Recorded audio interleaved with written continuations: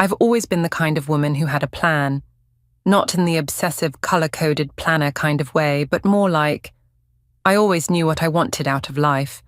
A meaningful career, a cozy home, with windows that caught the morning light, a partner I could trust without second-guessing, and maybe a golden retriever named Murphy.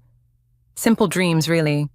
I never needed anything extravagant, just real, safe, steady.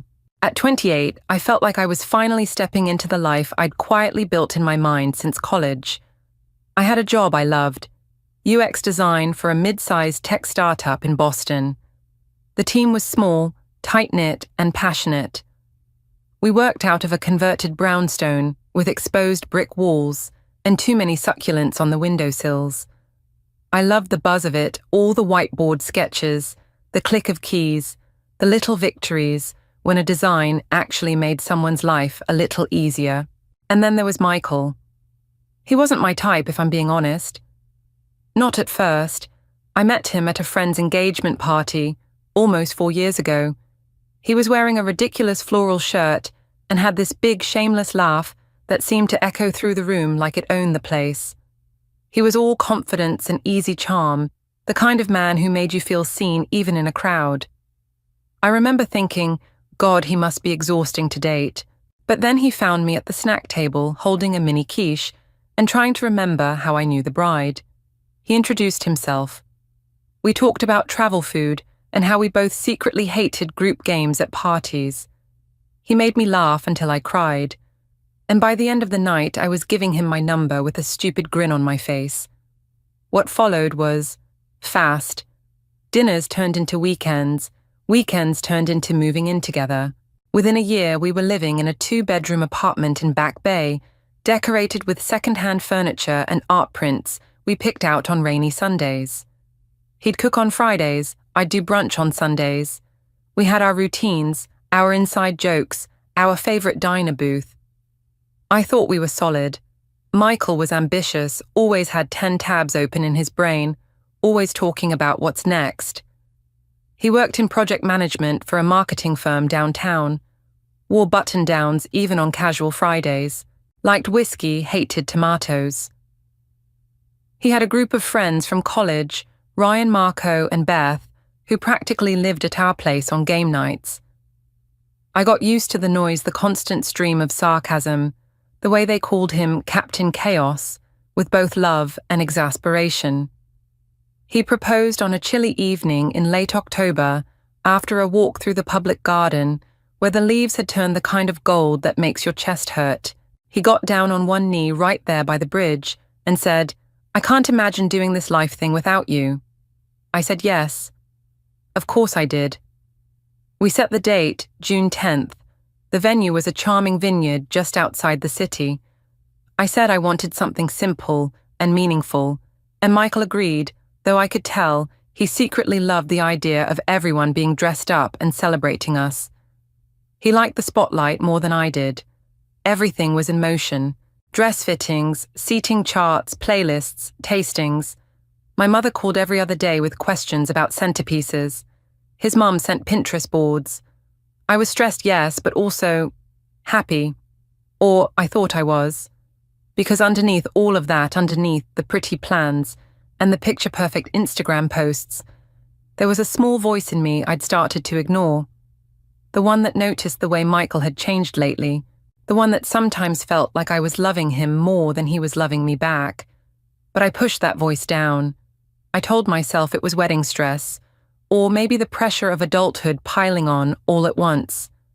Everyone goes through rough patches, right? This was just a phase. We'd get through it. I didn't know that life in all its brutal honesty was about to teach me a very different kind of lesson. One that didn't come wrapped in ribbons or tied up in bows. Because the truth is, even the best laid plans can't protect you from heartbreak. And the people you think will stand beside you forever.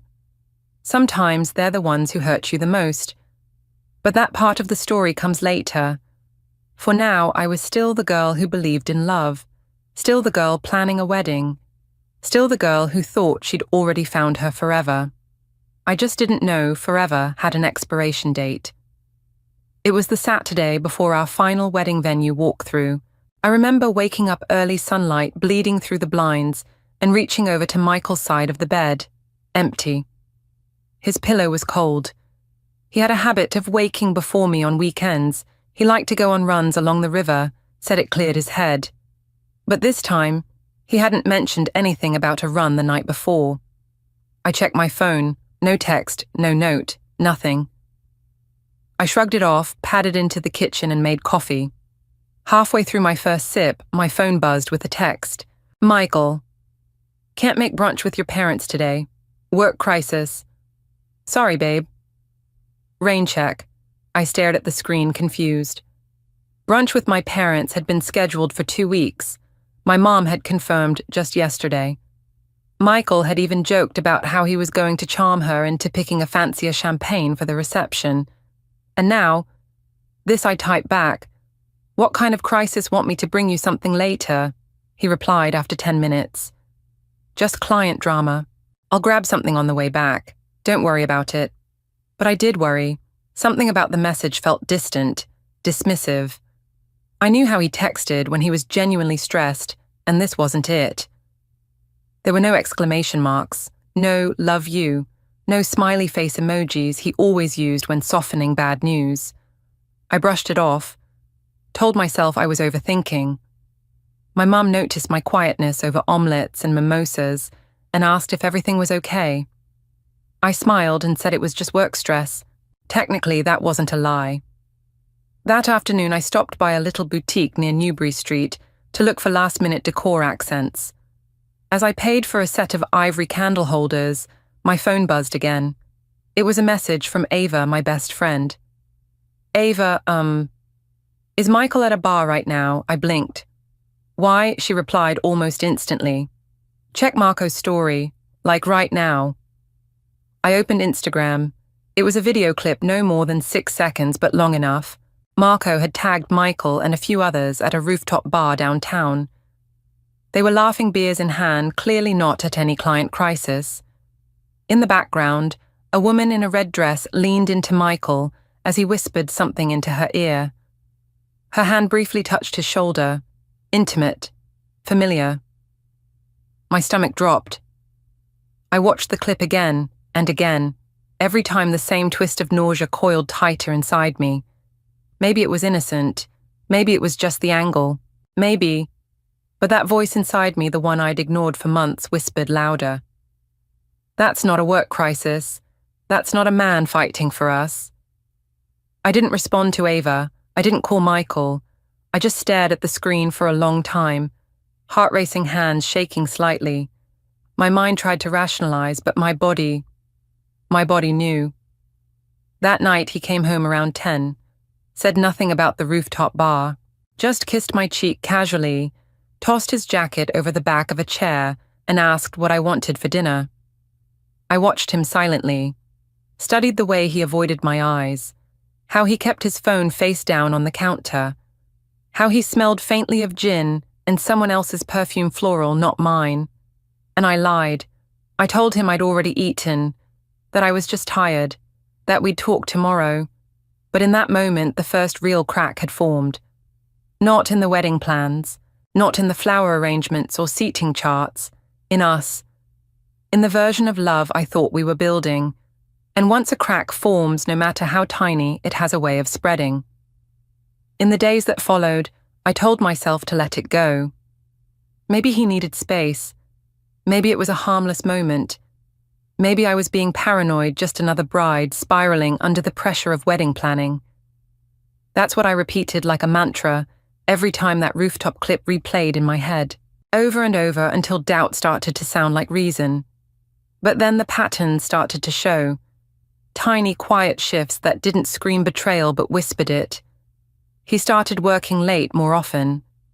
Not the kind of late where he texted stuck in a meeting, but the kind where he'd go completely dark for hours and then show up at home with an offhanded excuse and tired eyes that didn't match his energy. He stopped asking about my day, stopped holding me in the mornings. Conversations became surface-level weather errands, checklists, and his phone became a wall. He used to scroll next to me in bed, laughing at memes, showing me random videos of golden retrievers doing dumb things. Now he tilted the screen away, started taking calls in the hallway, changed his passcode. When I asked about it, he said his company had new security protocols. Security protocols. I tried to believe him. I wanted to believe him. But when you've loved someone long enough, you start to know the way silence can shape a room. The way tension can settle into the spaces between two people like dust no one wants to sweep. You start noticing the little betrayals, the way they flinch when you touch their phone, the way they pause before answering a simple question, the way they look just past your eyes when they say, "I love you." One night, I decided to test him, nothing dramatic, just a little push. While he was in the shower, I opened his laptop. We shared it for years, no password. It was technically ours. But now it was different. The moment the screen lit up, my heart pounded so loudly I could barely hear the water running. I didn't dig deep, I just opened his browser. Chrome loaded with 6-pinned tabs. 3 of them were project management tools. Normal. One was a booking site for flights. One was an Airbnb search, downtown New York, 1 bed, 2 guests. The last one, a deleted messages recovery page. I stared at the screen, breath caught halfway between a gasp and a sob. I didn't click anything. I didn't snoop further. I just closed the laptop and sat there on the couch, hands clenched into fists. He came out minutes later, towel around his neck, humming like nothing was wrong. Kissed my forehead, called me babe. And in that moment, I think I realized I was standing on the edge of something. Not a cliff, not yet. But the ground beneath us wasn't solid anymore. It had turned soft, uncertain, like the quiet stretch of sand right before it gives way to deep water. But still I stayed. Because I loved him. Because we were getting married. Because we had non-refundable deposits.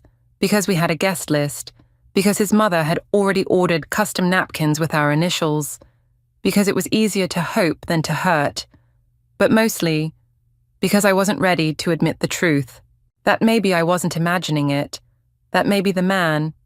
It started with something stupid. Most big fights do.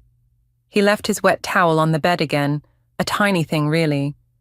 But when you're carrying unspoken hurt, even a towel can feel like a trigger. I called out from the hallway. "Michael, can you please stop doing this? I've asked you a dozen times." He didn't answer right away, just kept scrolling on his phone, sprawled on the couch like he didn't hear me. I walked into the living room and repeated myself, my voice sharper this time. "I'm serious. This isn't just about a towel. It's everything lately. You've been distant, distracted, and I'm not the only one who's noticed." That got his attention. He sat up, phone still, in hand, brow furrowed, like I was the one being unreasonable. It's just a towel. You're making a big deal out of nothing. No, Michael. This isn't about the towel. It's about how you haven't been here mentally, emotionally. You're somewhere else."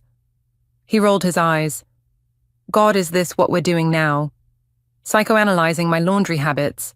I felt the sting in my chest, the sarcasm, the deflection, the way he turned everything into a joke or a jab when he didn't want to talk. I crossed my arms. I saw Marco's story, Michael, the rooftop bar, the girl in the red dress. Silence, then a shrug. "It was just a drink. I needed a break. You're always so intense lately." That word intense hit like a slap. I'd heard it before, not from him, but from others men who didn't know how to handle emotion unless it was light and convenient. As if caring deeply was something to be ashamed of. I'm intense because I care. "Because we're getting married in 6 weeks and I don't know where you are anymore," I said, my voice cracking. "I don't recognize this version of us." He stood up and paced toward the kitchen, rubbing the back of his neck. "Jesus, Emily, can you stop? Everything's fine. You're just stressed." I followed him. "Then tell me the truth. About the texts you hide, the late nights, the Airbnb page." He froze, his back to me, hands gripping the counter. The room fell so quiet I could hear the refrigerator hum. He turned slowly, eyes colder than I'd ever seen them. "You went through my stuff." That's what you're upset about, I whispered. Not the fact that you're clearly planning something behind my back. He shook his head like I was some irrational stranger. You know what? Maybe we do need a break. Maybe we both need space to think. It hung in the air like fog, thick, heavy. I didn't cry. I wanted to, but I didn't. Instead, I nodded slowly and walked back into the bedroom. That night, we didn't speak. He slept on the couch. I stared at the ceiling in the dark, trying to remember the last time I felt held, the last time he looked at me like I mattered. Not as a checklist, not as a to-do before the wedding, but as someone he chose over and over again. And just like that, a quiet, aching space began to grow between us. We weren't yelling, we weren't slamming doors, but somehow that silence was worse, because it meant we weren't even trying to fix it anymore. The morning after the fight, I woke up alone. The bedroom was flooded with that strange kind of light you get on overcast days, soft but heavy, like the sky was holding its breath. Michael had already left for work. No note, no text, just the sound of absence. I lay there for a while, staring at the ceiling, feeling numb, not angry, not devastated, just hollow, like something inside me had been quietly emptied overnight. And that's when it happened. That still steady voice inside me, the one I'd been ignoring for months, rose to the surface, no longer whispering, now speaking clearly. This isn't love anymore. This is survival. I didn't get out of bed right away. I needed that moment to grieve something no one else could see. The death of a dream, the unraveling of a life I had built brick by hopeful brick.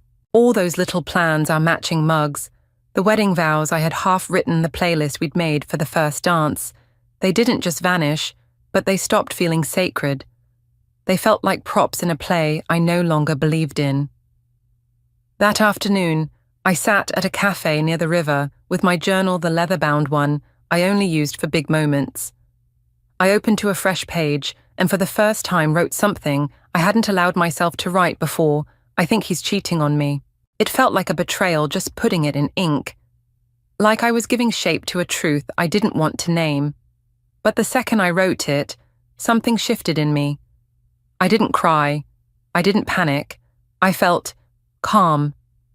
I started documenting things, dates, behaviors, changes in routine. Not out of obsession, but out of self-respect. If the world was going to collapse beneath me, I needed to understand why. I needed clarity, closure, even if it broke me. And more than that, I needed to stop gaslighting myself. Because for too long, I had brushed away the red flags, telling myself I was overreacting. I had made excuses for him. I had dimmed my own instincts just to keep the peace. But now I was done with that. I was tired of bending. Later that night, I stood in front of the mirror in our bathroom, still wearing my work clothes, makeup smudged from the day. I stared at my reflection, not just at my face, but deeper. I looked into my own eyes like I was trying to find someone I'd misplaced. And I said out loud, "You don't deserve this." It startled me hearing my own voice. Not because it was loud, but because it sounded certain, like I was speaking for a version of myself I had locked away for too long. The girl who didn't settle. The woman who chose herself. I didn't tell anyone yet. Not Ava, not my mum. I needed to sit with this privately, let it sink in, let it become real, not just a theory or a suspicion, but a turning point. That week, I started sleeping on the edge of the bed. I stopped asking where he was when he came home late. I started cooking dinner for one, without waiting for his running late again texts. I was still there physically, but emotionally I had already started to walk away. Quietly, slowly, without permission, because something had changed inside me. I was no longer trying to save the relationship. I was trying to save myself. It happened on a Tuesday night. A completely ordinary, nothing special kind of Tuesday, the kind where life pretends to be calm right before it crashes into pieces. I was cleaning out our shared closet, trying to make space for some of the wedding gifts we'd started receiving early. The irony wasn't lost on me, clearing room for a future that felt more like fiction with every passing day. Michael's gym bag was lying in the corner half-zipped, I wasn't snooping. Truly, I wasn't. But something about the way it was positioned, like he had tossed it carelessly after rushing in the night before, caught my eye. That, and the faint scent of perfume that wasn't mine. Not my floral citrus. This was heavier, sweet, expensive. I knelt down, tugged the zipper open and stared inside. At first, just the usual gym towel sneakers, a water bottle. But then, something wedged in the side pocket. A folded receipt. My heart ticked louder with every second as I opened it. The Fairmont Hotel, Boston. 1 king suite, 2 guests. Date last Friday. While I had been home ordering linens for the reception, he had been in a hotel suite with someone else. I stood there in the closet, knees weak, the silence around me turning into a deafening roar. It was like watching my life fold in on itself in slow motion. I felt the blood rush to my ears, my fingers numb the edges of the paper trembling in my hands. But it wasn't just the receipt, it was what was written on the back of it. A note scribbled in his handwriting. Next time, let's just book the whole weekend. SS. At first, my mind struggled to connect the dots. And then, it hit me. Sierra, his co-worker, the woman he always insisted was just a friend, the one who got him, because she was also in client strategy, the one he once said reminded him of me, but less anxious. I remember sinking to the floor, still holding the receipt, my breath shallow and shaky. He didn't just cheat, he planned it, repeated it, and laughed about it with someone who probably knew he was engaged. I don't know how long I sat there. Time blurred. My body was frozen, but my mind was racing memories, rearranging themselves under this new light. The late nights, the vague explanations, the way he flinched when I said forever. It had never been me he was choosing. He had been slipping away long before I noticed. And now I had proof. When he came home 2 hours later, I didn't say a word. Not right away. I greeted him calmly, even kissed his cheek. He poured himself a drink and asked, "Rough day," I smiled. Something like that. Inside, I was shattered, but outside, I was still. I didn't throw things. I didn't scream. I didn't ask him why. Because at this point, why didn't matter. It wasn't about answers anymore. It was about reclaiming my dignity in the face of the deepest betrayal I had ever known. I didn't sleep that night. I lay awake beside him, listening to his steady breathing, wondering how someone could look so peaceful after what they'd done. I stared at the ceiling, my heart pounding in silence, not from sadness but from clarity. He had made his choice. Now it was time for me to make mine.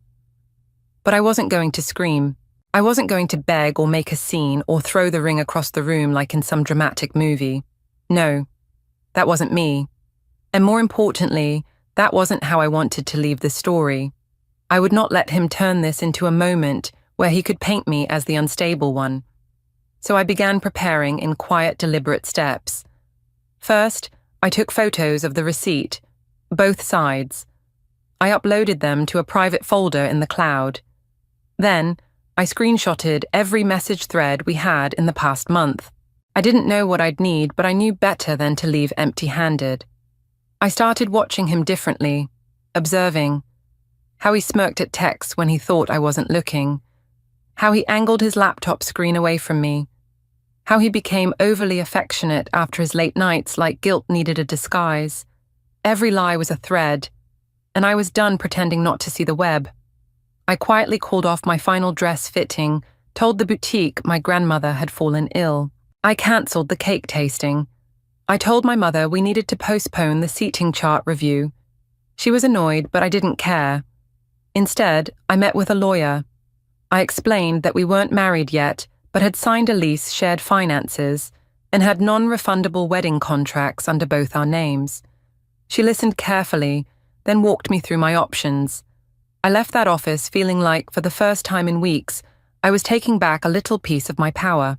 I stayed in the apartment another week, not because I forgave him, but because I needed to finish the plan. I called Ava finally and told her everything. I cried for the first time, not because I was heartbroken, but because someone finally said, "You didn't deserve this." She offered her guest room, said I could come any time. On Friday, I pretended to head to work, but instead, I went home, packed 2 suitcases, and left my key on the kitchen counter. I took the ring off and placed it inside the silver dish he'd once given me for Christmas, the one that read, "Love you more." I left a handwritten note beside it. "You lied, Michael. Not just to me, but to the version of yourself who promised me forever. Don't worry, you're free now. And so am I." I didn't wait for his reaction, didn't look back, didn't send a follow-up text or call his mother to explain. I just walked away. And in that quiet exit, I found a strength I didn't know I had. He would expect drama. He would expect screaming. He would expect chaos. But what he got was silence. And silence, I realized, speaks volumes. He showed up at Ava's apartment 3 days later. I was curled up on her couch in oversized sweats, sipping mint tea and half watching a baking show I wasn't really paying attention to. I heard the buzzer first, then her voice from the kitchen. "Emily, it's him." My stomach clenched. I hadn't expected it to be so soon, but of course he'd come, not because he missed me, not because he suddenly remembered who I was, but because men like Michael don't like being the one left behind. Ava looked at me with a gentle, unspoken question. "Do you want me to send him away?" I shook my head. "I'll talk to him." I stepped out into the hallway and found him standing there, disheveled eyes puffy, a forced calm stretched across his face like a mask that didn't quite fit. He breathed. "Can we talk?" I crossed my arms, leaning against the doorframe. "We're talking." He flinched clearly, expecting something softer. He gestured toward the stairs. "Can we go somewhere more private? I didn't move." "This is as private as it gets." He ran a hand through his hair. "Look, I know what you found. The receipt. The note. But it's not what it looks like. That line. It's not what it looks like." It took everything in me not to laugh. "Really," I said, "because from where I'm standing, it looks exactly like you checked into a hotel room with another woman 2 weeks before our wedding. It looks exactly like you lied to me repeatedly and thought I'd never find out." He opened his mouth, then closed it again. For once, words didn't come easily to him. "I messed up," he finally said. "I got scared. Things got real, and I panicked. But I never stopped loving you." I stared at him for a long moment. "You panicked," I repeated slowly. "So instead of talking to me, your fiancé, you booked a hotel and slept with someone else, and then came home, kissed me, and asked if I wanted Thai or pizza for dinner. Like everything was normal. I didn't mean for it to happen." He snapped, suddenly defensive. "It just did. There it was. The excuse. As if betrayal was an accident like spilling coffee or missing a meeting." "You made a series of choices," I said quietly. "Every text, every lie, every time you looked me in the eye and told me we were okay. That wasn't a mistake, Michael. That was a pattern." He stepped closer, his voice softening. "But we can work through this. We've been through worse. Remember your job loss last year? We got through that." "No," I said, holding up a hand. "That was life happening to us. This is you. You chose to destroy something we built, and you don't get to drag me down with you." He looked stunned, like he hadn't expected me to be so clear. "So, done. I can't lose you," he whispered. "I still love you." I took a breath, feeling a strange calm strength rise in me. "But I don't love this version of you," I replied. "And I refused to marry someone who treated me like an option while I was planning forever." There was nothing left to say. He stood there for a moment longer, then turned and walked away, his footsteps echoing down the hallway. I closed the door, leaning against it as the weight lifted off my shoulders. And just like that, the final confrontation was over. No more pretending. No more waiting for answers that would never come. No more holding space for someone who never truly showed up. Only forward now, only freedom. Breakups are never just about two people. They're about the ecosystem that existed around them. Friends, family, colleagues, Instagram followers who cheered you on when you posted the ring, the countdown to the wedding, the matching mugs. When you end something big like a wedding, it ripples, and people react. Some with love, others with silence, a few with judgment disguised as concern. The first call came from my mother. She had already sensed something was wrong the week before when I postponed the wedding planning. So when I finally told her it was over, that there would be no wedding, no vows, no white dress, she paused. Not long, just enough to measure her words. Then she said softly, "I'm proud of you. I didn't expect that. My mum was old school. She believed in working through problems and forgiveness in men just being men. But maybe she had seen the change in my eyes the last time we spoke. Maybe she recognized that this wasn't something to fix. This was something to leave behind." My dad's response was simpler, but just as solid good. That boy always had soft hands and a slippery smile. It made me laugh through the tears. Ava, of course, never left my side. She cooked for me, kept me hydrated, forced me to shower when I got lost in bed for 2 days straight. She was my soft place to land my anchor and my mirror when I couldn't recognize my own strength. But not everyone stood by me. Beth, one of Michael's best friends, and someone I had grown to love, texted me a dry, "Sorry to hear that. Hope you're okay." That was it. No calls, no follow-up. Her silence was louder than any accusation. And Marco unfollowed me within 24 hours of Michael's return to bachelorhood. Apparently, loyalty had a gender. The hardest part, though, was the wedding guests. The questions started trickling in like cold rain. Is the wedding still happening? Should we cancel our flights? I hope everything's okay. Each message was a tiny knife, because how do you tell people that the love story you let them believe in was a lie you hadn't even realized you were living? I posted one statement, just one. A black and white photo of my hand, no ring, resting on a windowsill, with the caption, "Sometimes the bravest thing you can do is walk away before the altar. Thank you for your love. I'm okay. Please respect my privacy while I rebuild." It was short, it was honest, it was enough. The comments poured in, some supportive, some nosy, some quietly judging. But I didn't scroll through them. I logged out of Instagram for a while. I needed space, not just from Michael, but from the idea of Michael, the image, the future we had broadcasted to the world. Because the hardest part about being betrayed isn't the person who did it. It's watching other people still believe the illusion. But I knew the truth now, and that had to be enough. There's a moment after the storm, after the crying, after the endless overthinking, when everything just quiets. Not because it doesn't hurt anymore, but because you're finally done bleeding. I reached that moment one rainy Sunday 2 weeks after I left. I had just returned from the grocery store, still in leggings, hair damp, holding a bag of overpriced organic strawberries, when my phone buzzed again. Michael, still trying, still reaching. This time it was an email subject. We owe each other a conversation.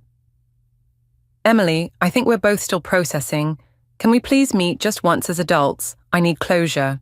I think you do too." Closure.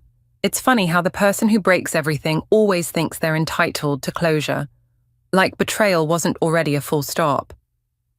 I stared at the message for a few seconds, then archived it. No response, no reply. Not because I was bitter, but because I didn't need a final scene. The story was over. I didn't owe him a neatly tied bow. That night, I pulled out a box from under Ava's guest bed. Our shared files, wedding contracts, lease paperwork, receipts from vendors, all of it. I lit a single candle, opened the window, and started sorting. Every piece of paper I tossed in the trash felt like cutting a cord. The florist deposit gone. The calligraphy name tags I had handwritten one night with wine and hope gone. The guest list with little hearts drawn next to people we were excited to dance with gone. And then, the photos. I hesitated. A printed strip from a photo booth at a summer fair. His lips pressed to my cheek, my eyes closed, smiling like I believed every word he ever told me. That girl deserved more. So I whispered, "I'm sorry," to the version of me in that picture, and let it fall into the trash. After that, I deleted the shared Dropbox wedding folder.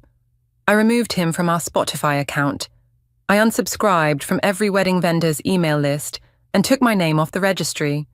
And finally, the lease. We still had 3 months left, and I had been dreading the legal mess of breaking it, but I called the property manager, explained the situation, and asked if I could remove myself from the lease without penalty due to personal safety and emotional distress. They paused, asked a few questions, then said they'd get back to me. The next day, they approved it. Just like that, I was free. No shared apartment, no upcoming wedding, no paperwork tying me to the man who broke me. I changed my number, not to hide, to restart, to protect the version of me who was finally waking up. That night, I took a long bath. Lavender and silence. My phone was in another room. No buzzers, no. Maybe he still loves you. Texts from well-meaning friends. No Instagram doom scrolling. Just the sound of water and the steady rhythm of my breathing. When I climbed into bed alone, it didn't feel sad. It felt safe. And for the first time in a long time, I whispered to myself, I'm going to be okay. Not someday. Not after meeting someone new. Not after closure. But now. Because the cut that freed me didn't come from pain. It came from choosing peace. They always come back. Not because they've changed, but because they finally realize they lost control over the person who once loved them without hesitation. Michael came back in waves.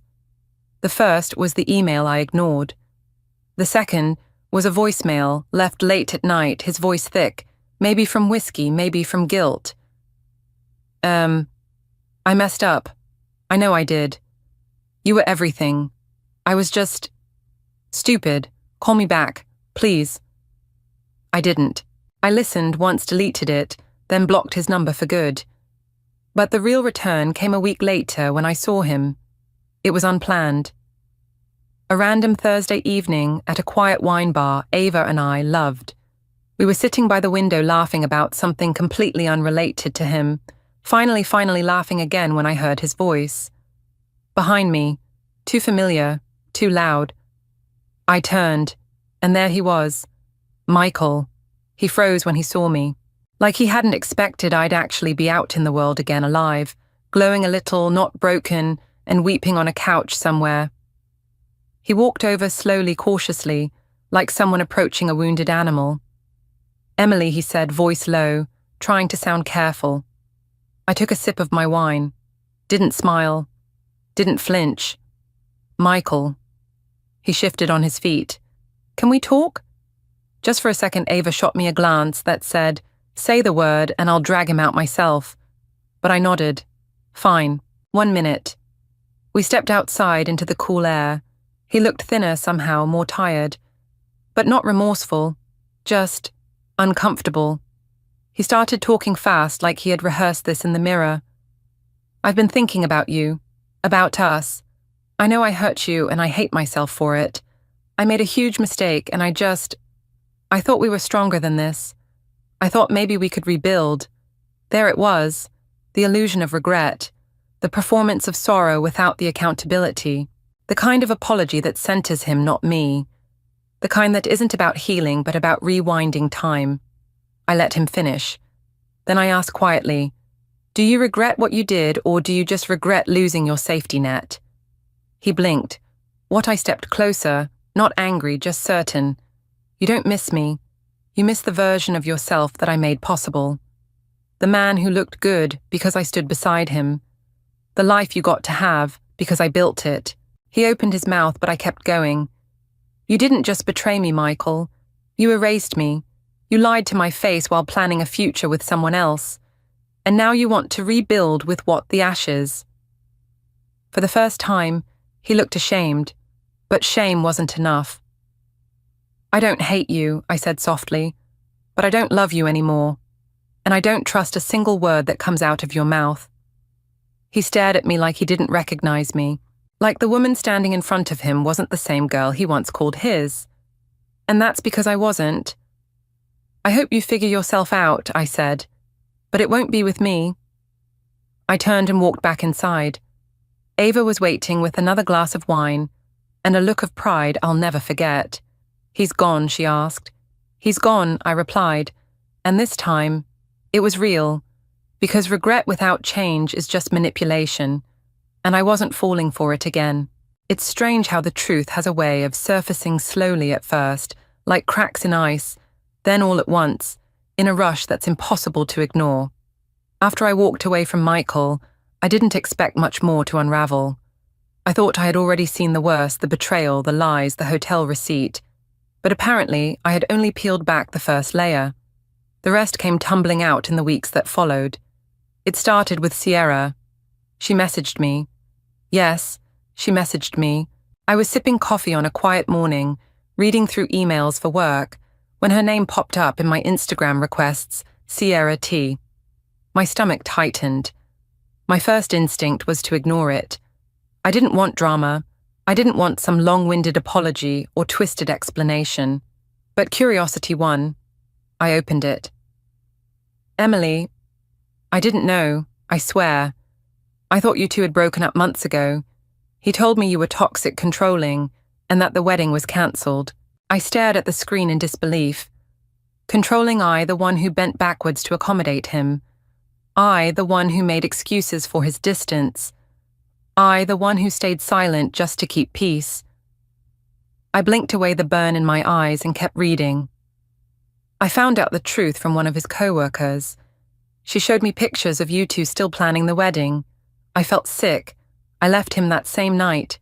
I just wanted you to know I'm sorry. You didn't deserve any of this. A long silence followed. No double messages, no follow-ups, just that. For the first time, I didn't feel anger. I felt validated. Not because she was a victim too, but because I realized just how deep his deception had run. He hadn't only lied to me, he had lied to everyone. That co-worker Sierra mentioned, her name was Becca. She reached out next, said she had seen Michael brag about having options, that he flirted with interns during office happy hours, and that everyone in the department knew he wasn't exactly the loyal type. No one told me, because as she put it, you always looked so in love, we thought you knew. I didn't know.